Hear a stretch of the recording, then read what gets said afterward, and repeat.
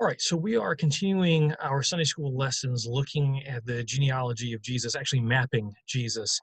We started last week with the gospel according to Matthew, and this week we are looking at the genealogy, the lineage of Jesus that is lifted up in the gospel according to Luke. So here we are getting the show on the road, so to speak. And so mapping Jesus, right? So family history, we're going to place Jesus in space and time. A review of last week, looking at our sources and the things that we're going to be using. We're using the Wesleyan quadrilateral as one of the organizing frameworks for us. I like the image that we have of the Wesleyan quadrilateral to work from. It no, we're going to make use of that image a little bit more later. But again, to remind ourselves of the quadrilateral, we are structuring things, we are organizing our thoughts. The framework that we're going to hang all this onto is built around our experience, understandings of reason, the intellect, and things along those lines.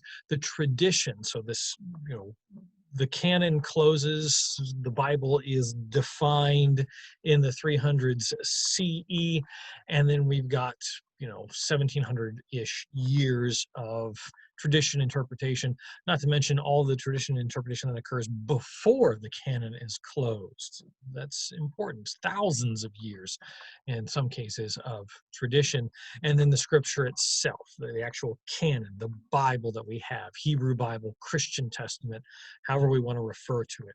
All those things together make up the quadrilateral, which is a framework for faith. Is it the one that we have to use? Heavens no. The Episcopalians, the Anglican Church, Church of England likes to sort of go with a three-legged stool, so experience is pulled out of there. Other groups do things differently. However we organize the paradigm, because the paradigm, the structure, dictates what sorts of questions we ask and what sorts of answers we might find acceptable. But we always should be open to a paradigm shift. Again, this is a review from last week. What's in a family tree? Why do Matthew and Luke not do what Mark, the earliest gospel, or John, the latest gospel within the Bible, end up doing? Why do they bring us this prequel, this setting the stage, this infancy and birth narrative sort of thing? Why offer a genealogy or a lineage? Now, it's interesting that Luke, I'm talking about this early stuff, Luke does it a little bit differently than Matthew, and we'll talk about that. But the family tree, it has in society, and it does in scripture, help ground who we are. So a family tree is offered to help us understand who Jesus is. Often it is the answers the question or operates under the question, who's your daddy? To be able to clarify things. And Luke does some interesting stuff with that. And it helps define where we fit in the world. If we understand who our family is, then we might understand how we fit.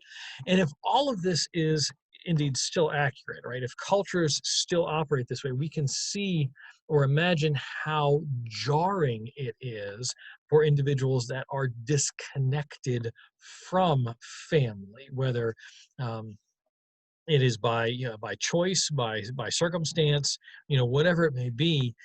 If society places you according to your family, and if we are raised to understand ourselves in light of our family, and suddenly we are not connected to family, what does that mean? I can remember growing up in Baltimore, Maryland, and we were 14, 15-hour drive away from our closest relatives. My mom said, you're going to build a family and you're going to start in the church. And so, for me growing up, you built family in church. So when I went away to college, mom's like, you're going to get you're going to go to church and you're going to join the church there. I didn't listen to mom on that last part because I didn't fully appreciate the concept of membership, but I did get involved in a congregation out at Hiram, and then when we moved to Chesapeake, we did the same thing in Chesapeake. And then when we got out to Indiana, before I was in my student internship sites, I was involved in congregational life, because that's what I did. That's how I built family. That was the support network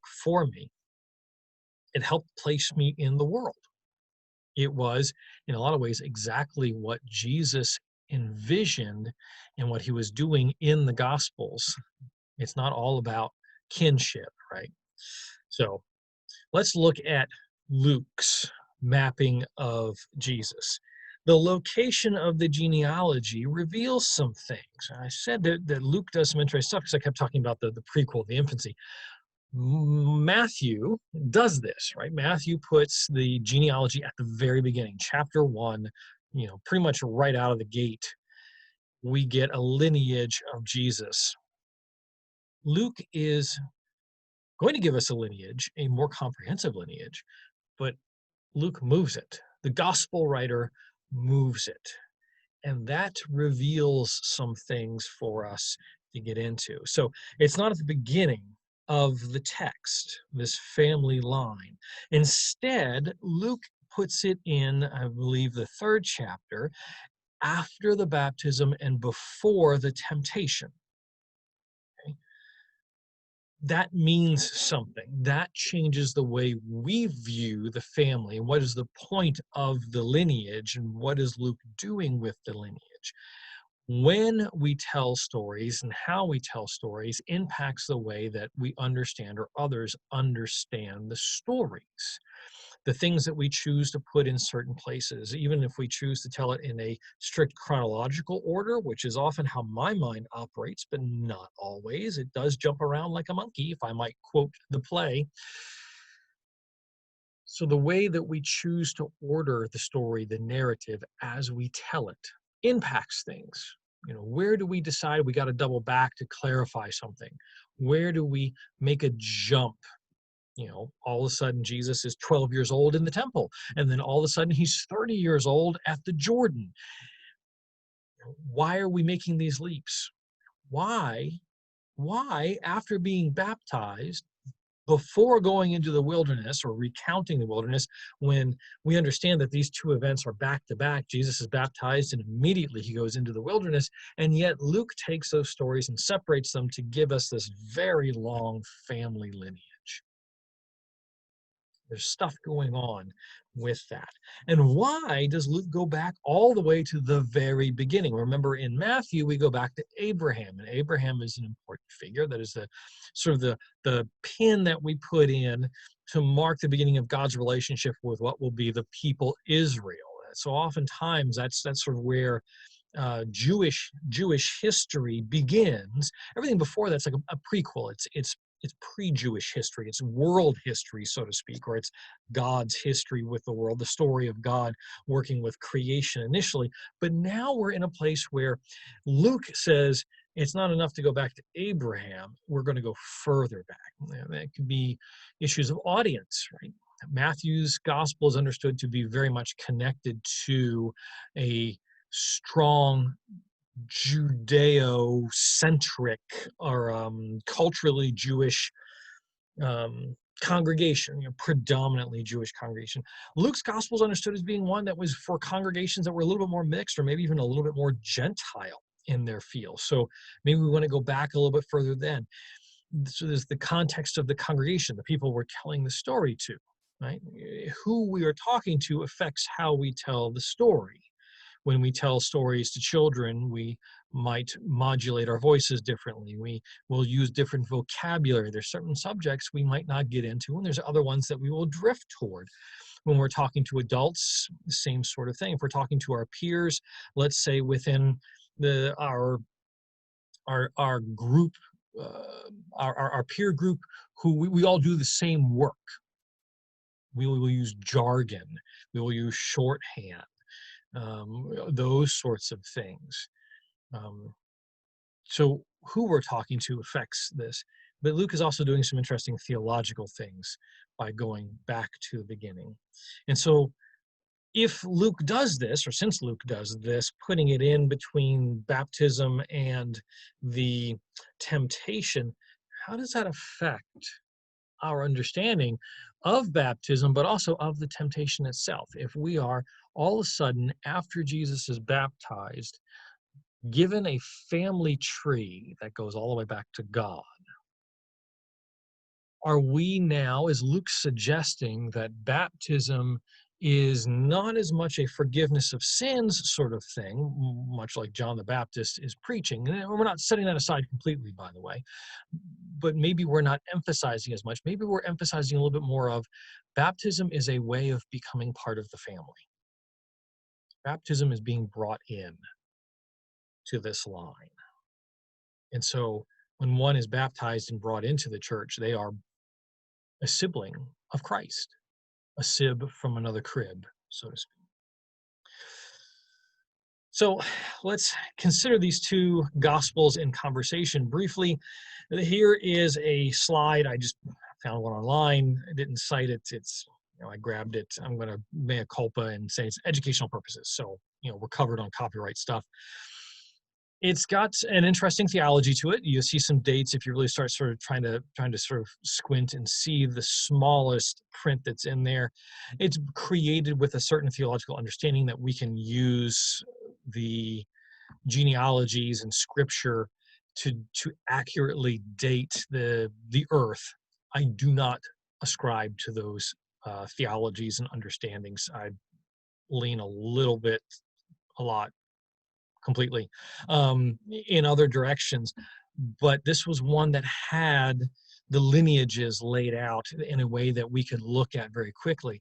And one of the things to look at is when you sort of got Adam and down to Noah and then up to Abraham. It's this very sort of neat whatever. Abraham to David, Matthew and Luke share that. Abraham to David is Matthew and Luke. So we don't have to, that is all common. We get to David and the lineage is split between Matthew and Luke. One traces the lineage through Solomon, the other traces it through Nathan, and we'll talk about that a little bit more, and then they come back together in Jesus the Christ. We will see this image again, but that is a way of comparing what it is they're doing. So let's get from God to David the king. It's a long list, lots of names. We're not going to spend time on all of them. But again, like with the Matthew, we're going to lift up a few interesting things. And I've identified, again, a bias, a narrative, a historical interpretation of past events. So God is the answer. We start with God. Luke goes back to God as the ground of being. A German theologian used this term. God is the ground of being. Paul Tillich is his name. If you are having problems sleeping at night, I recommend his systematic theologies. They will either put you to sleep or be revelatory. The other reason why God is the answer is when I was in school in Indianapolis, Pastor Grindstaff, who many of us have met, we've had the opportunity to hear her preach several times, recently retired, moved back to Michigan. But when we were in school together, she commented or would ask the question in a class, and the joke was, God is always the answer. When it comes down to it, God is the ground that everything else comes from. So let's get from God to the flood. One of the things for us to remember between that moment when, according to the lineage, God begins everything, and the diluvian, the flood, the deluge, that people live a really, really good long time. They have long lives before the flood takes place. That's a theme we're going to sort of just touch on briefly, because I think it's an interesting juxtaposition to Jesus in this. I don't know whether or not Luke intended that in giving us the genealogy, or if Luke was really just trying to get us back to God, but that's something that has cropped up. Something else in connection to people living good long lives.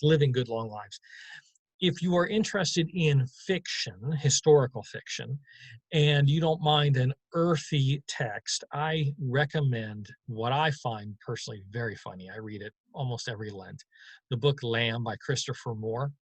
There is a scene in there where Biff, the main character and storyteller, as a child on the cusp of adulthood, so he's at 11, 12-year-old range, decides he wants to become a professional mourner, that this is a job he wants to have. And he's talking about professional mourners. And he said that, people didn't live as long in the ancient world, and they didn't. They tended to have much shorter lifespans than we do now. even folks who live in historically redlined areas live now a lot longer than folks did in the ancient world, although there is, in some cases, a 20-year difference between if you're in a historically redlined area and a more well-to-do area neighborhood right next door to each other. But Biff laments, as you know, professional mourners would start giving you the evil eye if you hung around for 50 or 60 years because you were trying to put them out of work. Well, we're going to find some people who definitely put professional mourners out of work. So the lineage, and I'm not going to tell it in the order that Luke does, and we'll talk about Luke's order of things a little bit later on. But I am going to tell it in this order, going back to the beginning, because again, my mind tends to work in a chronological, and we're going to go chronological from earliest forward. God, we have some relationship with. I'd like to think we have some knowledge of God. Adam, we know the story of Adam, and then Seth, right? Seth. So Seth is the third child, according to Scripture, of Adam and Eve, the named first couple. Seth is born after Cain murders Abel. Okay. Seth is mentioned, or is a person of note within Judaism, Christianity, Mandaism, Sethism, and Islam. So, you know, the three major Abrahamic faiths and two other sort of groups I'm going to just talk about very briefly, lift Seth up in some way, shape, or form. Mandaism or Mandaeanism, also known as Sabianism. I don't think it's going to be on the test. I hope it's not on the test. It is a monotheistic faith tradition and is also a Gnostic faith tradition, a very strong dualism. This is, you know, good and evil, very strong sense of, you know, good and evil, and that's just the way it is. There's more history to this, but they still exist in some way, shape, or form. Some way, shape, or form. Sometimes we can find pockets of them today, and they'll be referred to as the Christians of Saint John floating around, or the influence of them. The Quran mentions this group as well. The Sethians, another group, they were also a Gnostic group. They seems to have died out early on, 2nd, 3rd century CE. They were around and then they disappeared. But Seth is this first one that we're lifting up, partly because of the interesting connection across the three Abrahamic faiths, because he is the third child of Adam and Eve, and in some texts, it suggests that Eve believed, and even Genesis hints at this or says it, Eve believed that Seth was a replacement for Abel. No pressure there on that front. So that is Seth for us. Enos, and then it looks like it'd be pronounced Canaan, right? Canaan. Lots of different spellings coming from this individual. Kenan is the modern, according to one of the set of notes I was looking at. Kenan is mentioned in Islam and various other texts of pre-Islamic prophets, and Kenan is lifted up, you know, as a prophet type figure in Proto-Islam. Kenan, we are told, died at 910 years of age. Good long life. The extra biblical text, the Book of Jubilees, says that Kenan's mother was Noam, again, not going to be on the test, but who was the wife of sister of Enoch, and Kenan's wife, Muletheth, say it with confidence and keep going, was his sister. So some, you know, when I lived in Ohio, we had to do some family tree stuff for class, and there was one individual who stopped because he said his family tree started to look like a telephone pole. It would be together, come apart, and come back together again. So he was not thrilled with the family tree. It seems like Kenan had that same experience. Enoch or Enosh, depending on things, but Enoch is the most acceptable one. And we jumped over a couple people um, because we probably have heard of Enoch. Maybe you've heard of the book of Enoch. Maybe you've even read the parts of the book of Enoch before. We are told in Genesis that Enoch lived 365 years. That's a good long time before he was taken by God. The text specifically reads that Enoch walked with God, and then he was no more, for God took him. That is often interpreted that Enoch was the first person in history, recorded history, according to Scripture, who ascended into heaven alive, did not go through the transition of death. Of course, we have the prophet Elijah, who does the same sort of thing. So Enoch is this interesting character in the history as well. Also, we have the book of Enoch that would have been used, or certainly been um, bits and pieces would have been out there. It's an interesting text. Has led to some interesting movies. So Enoch is maybe, again, it could be nothing. I could be reading into this completely, that this is just Luke's way of getting from Jesus to God, and Enoch is a name that was familiar in the lineage. We have the lineage from Scripture, but the fact that Scripture also gives us these little tidbits about these folks is somewhat exciting, I guess, to me, as we're attempting to place Jesus in context. The last person in this first group is Methuselah, and we've probably heard of Methuselah. I certainly like to make jokes in referring to people or things in a Methuselah sort of light. It's a shame that we don't use more scriptural references. We sort of have lost, in a lot of ways, a biblical literacy that allows us to make references to biblical themes, not necessarily to point us toward God, but to pick up on other little side things. I certainly am aware of the Methuselah tree. Methuselah, longest lived person in Scripture, 960, almost 70-ish years old when he died. He is described in other texts.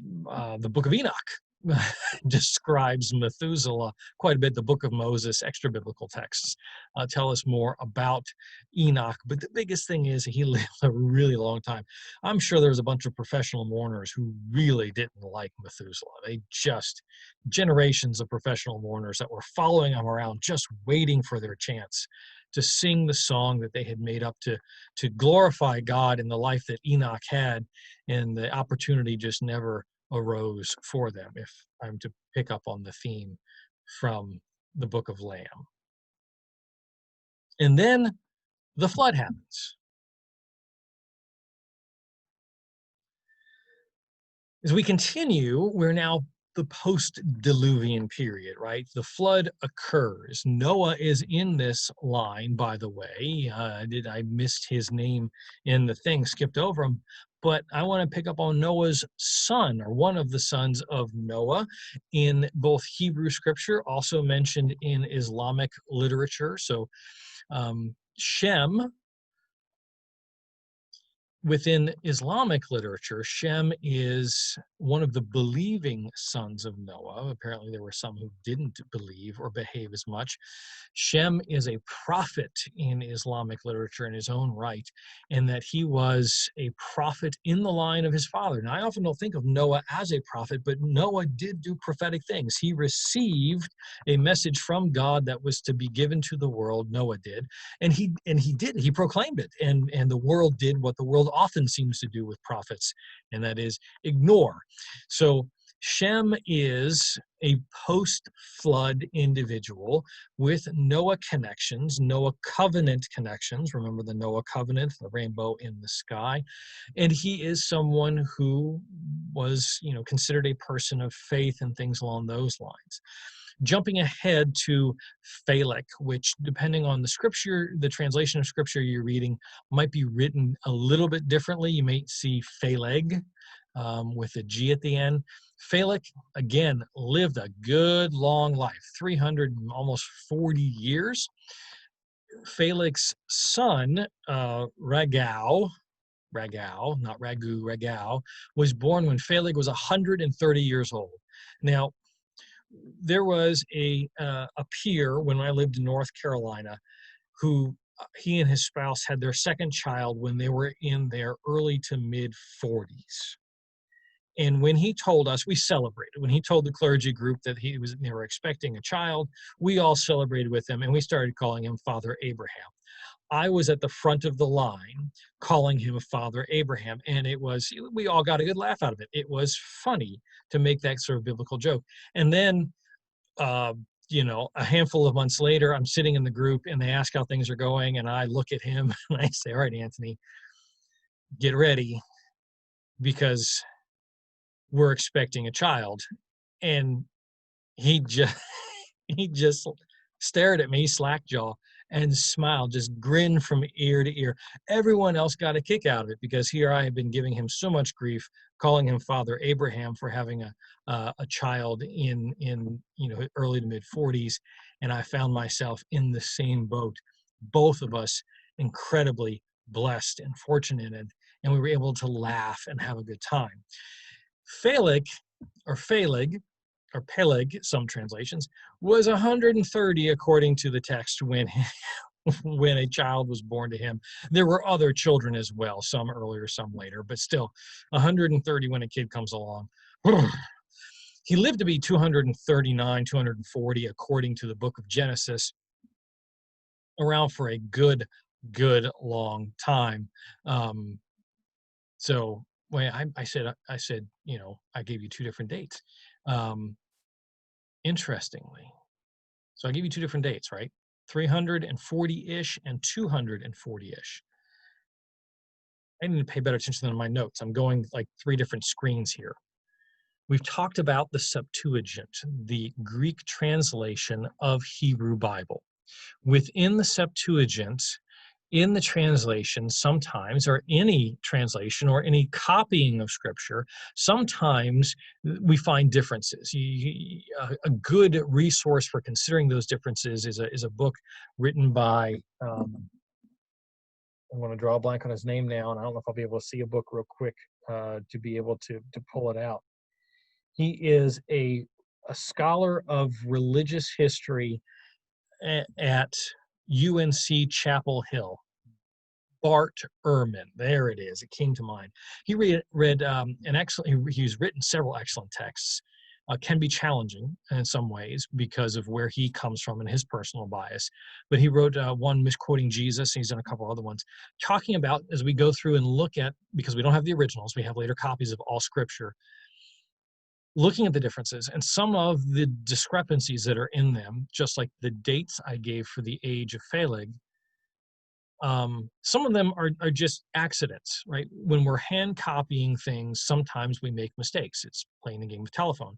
Sometimes the scribes see something that they think is confusing, and so they choose to correct it because maybe an earlier scribe had an accident when they were copying it. We don't know. Or we get people who decide that the theology is no longer correct.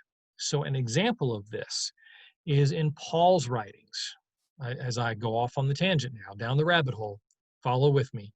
In Paul's writings, there are some texts that talk about limiting the roles of women within the community.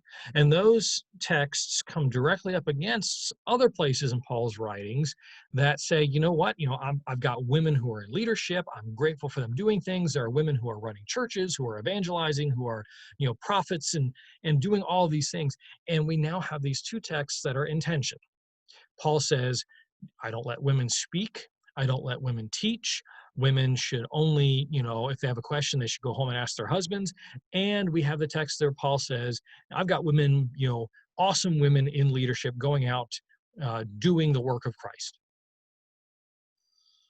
I happen to fall into the camp of those who believe that the sections that talk about limiting the role of women were a later insertion into a copy of Paul's writing. That Paul, who proclaimed that there is no Jew nor Greek, slave nor free, male nor female, operated on the understanding that Jesus is coming tomorrow, and he wanted as many people proclaiming the good news as possible. You get a couple generations down the road, and Jesus hasn't come back yet, and the church begins to take on more and more of a Greco-Roman cultural feel, and that Greco-Roman cultural feel limited the role of women. So I happen to be in the body of scholars, theologians, minister types, people of faith who believe that the texts that limit the role of women in Paul's writings were a later insertion by a person copying them who believed differently than what Paul had originally said.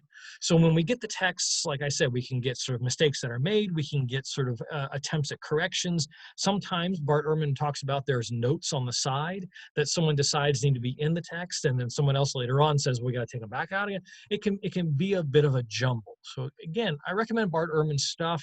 It can be challenging. Remember, he has his own bias he brings in. Coming back to our actual lesson, Phaleg, or Phalek, or Peleg within the Septuagint is 339 years old. Within the book of Genesis itself, he's 239 years old. So 100 years difference. What's 100 years between friends, so to speak? I'm going to jump ahead. I want to keep us going here. Nahor, in the pronunciation differences sometimes between, again, the Septuagint and the Hebrew Bible.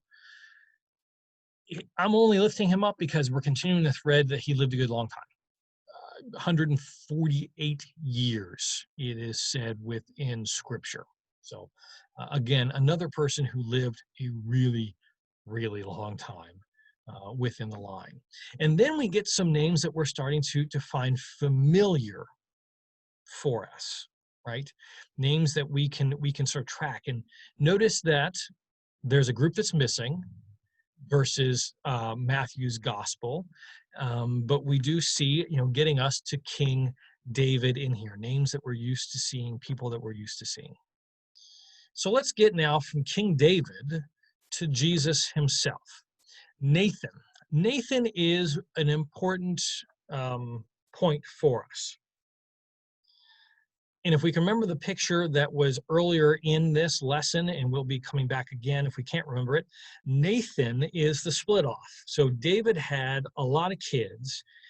In Matthew's gospel, we follow the line of Solomon to get us to Joseph, to get us to Jesus. In Luke's gospel, we're following the line through Nathan, another one of the children who don't sit on the throne. And so actually, this list of names, there's not a lot of information that we can pull on it. They just sort of come up really in Luke's gospel for the most part because they weren't the kings of Israel. They were royalty because they were in the house, but they weren't the ones who were sitting on the throne. They weren't the immediate princes. And so Nathan is the third of 4 sons who is born to David, King David, and Bathsheba, right, in Jerusalem. The first child that Bathsheba bears, we remember from Scripture, dies before it is named. And then came Solomon, and that child's actually not counted. When it says that Nathan is the third of 4, we have Solomon, and then we have, I'm looking at my notes, Shemua, perhaps, and then Shobab. I'm looking at the notes there. So that's the 4. Shemua, Shobab, Solomon, and Nathan. Not necessarily in that order, because Nathan's the third one in the line. But one thing that is lifted up that is, I think, a little bit interesting is that Nathan was the first child that Bathsheba was allowed to name. David named the first two that lived, named Shemua and Shobab. So maybe there's a lesson there, guys. Don't be like King David, Shemua and Shobab. Bathsheba chose Nathan for this third son's name, and it is suggested that it was in honor of the prophet Nathan, who was a counselor to Bathsheba.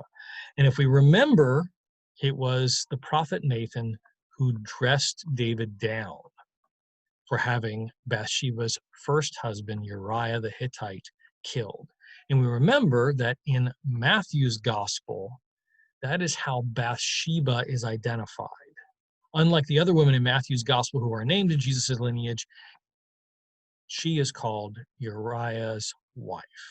So there it is going forward for us. And then we have sort of a list of names of other folks through that line that help get us along. We have more names of folks. Again, most of these, they crop up pretty much in Luke's gospel. We don't have other texts that tell us or help us understand who these folks are. There's not other sources, even outside of Scripture, that we can pull a lot of information around these folks, and they're not living extra long lives. And so that, since I was picking up that thread and pulling on it, I didn't follow anything else really about them.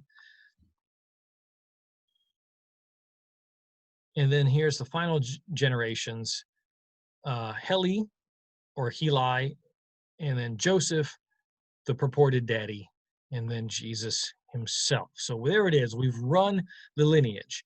So we maybe noted, or will note hopefully soon, that there not only are differences in the lineage and the point of origin, but the flow. Now, I said I was starting with God and working my way forward because that is, for me, a chronological way of doing things. It's the way that Matthew did it. Matthew started with Abraham and worked the way all the way down to Jesus. But Luke does it a little bit differently.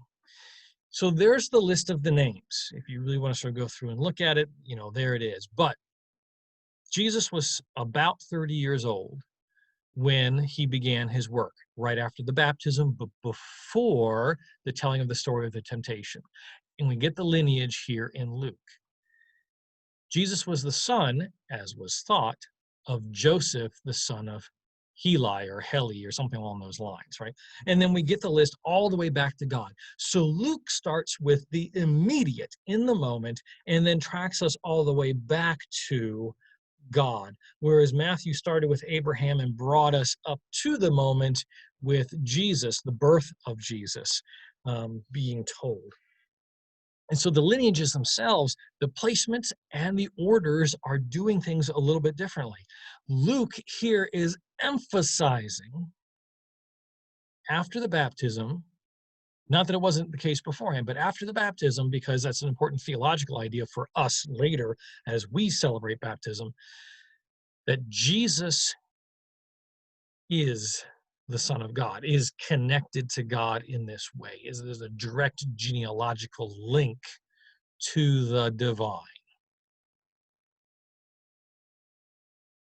Let's go back to that image.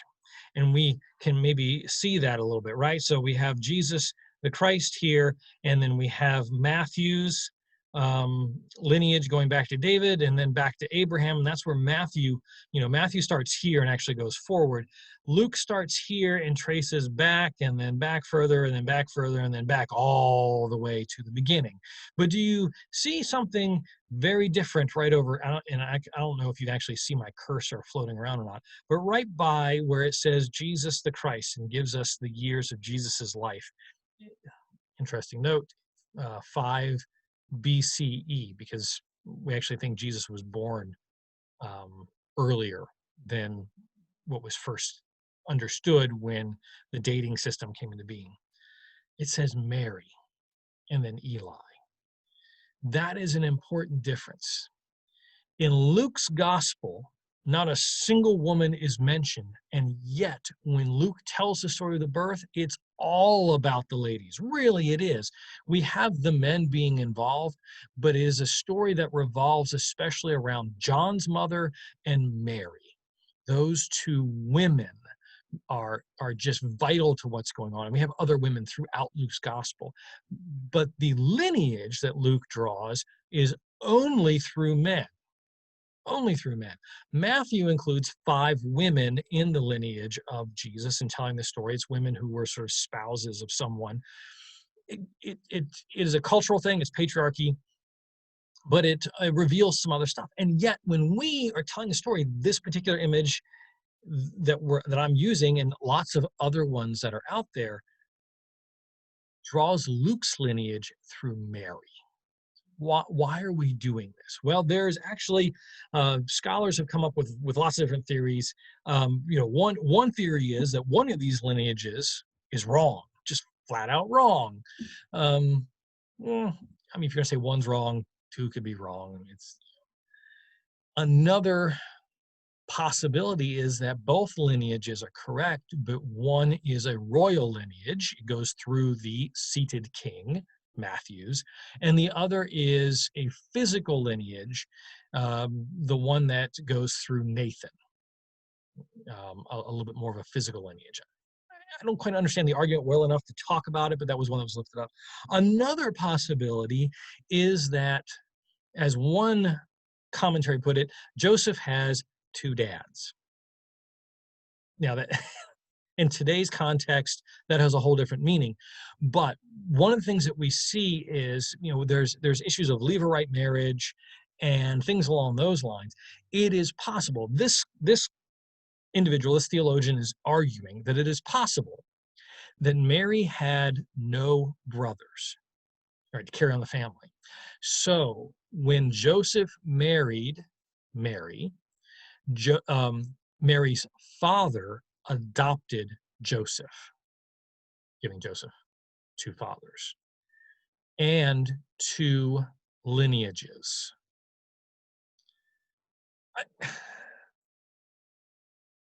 I don't know if it amounts to a lot in what we believe in the way of placing Jesus. To me, it is a little bit interesting that the scripture, Luke's scripture and Matthew's scripture, do differ, and that they do trace things differently. They do the order and the placement, and because of the way they're telling the story, they both are revealing something about Jesus. So I'm not really interested in, is one right or is one wrong, what's the most accurate of them, sort of thing. That is Jeopardy knowledge for me, so it's interesting, but it is not as much helpful in the formation of faith as looking at what these lineages might reveal about what the gospel writers want us to know about Jesus the Christ. So think about that as we mull over sort of all that we've done with Luke, because the next time that we get together, we're going to do things a little bit differently, right? We're going to map Jesus in context. We've now spent 2 weeks looking at the way the 2 gospel writers have talked about the lineage of Jesus, the family tree, the roots, to sort of get a sense of who Jesus is. Now we're going to do some social mapping, so to speak. I'm going to encourage you actually to have some paper with you and Bible available so that you can go along and maybe draw your own social mapping of Jesus. Because what we're going to do is I'm going to pick probably 2 or 3 stories, shorter stories from the gospel where Jesus is moving through. When I say the gospel, it's going to be either Matthew or Luke, because those are the 2 that we've been working with already. So next week it'll be Matthew, and we're going to look at the story, and we're going to draw a map. We're going to draw a map with Jesus, and we're going to sort of draw his social connections. We're going to place Jesus in context in a specific story, or 2 or 3, depending on how long it takes. So that's what's up for next week. That is what we're doing. I hope that this week has been good for everyone, and I look forward to talking to you all in the future, whenever and wherever that may be. So take care. God bless. Stay safe. be wise, and by golly, let us all be as good as we can be.